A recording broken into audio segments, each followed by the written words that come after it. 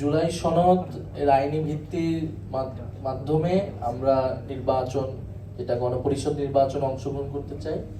আমরা মনে করি এর বাইরে গিয়ে কোনো ধরনের নির্বাচন হবে সেটা আমার কাছে মনে হচ্ছে না, সেটা বাস্তবিক হবে।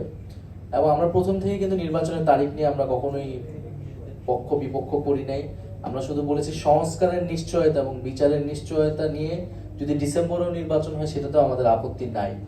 ফলে নির্বাচন পেছানো বা এই ধরনের কথাগুলো কেবলই আসলে গাল গল্প, আসন সমঝোতা, এগুলোও মিথ্যা প্রোপাগান্ডা, গুজব ছড়ানো হচ্ছে।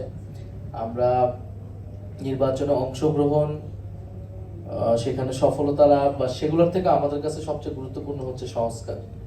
গণঅভ্যুত্থানের পরে দেশের মানুষের কাছে আমাদেরকে যাতে আমরা বলতে পারি দেশের এই পরিবর্তনটা আমরা আসলে নিয়ে এসেছি বা জুলাইয়ের ফলে মানুষ এই পরিবর্তনটা পেয়েছে।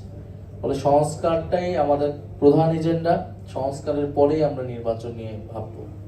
নায়েক ভাই, আমি আশরাফুল মামুন, মাই টিভি।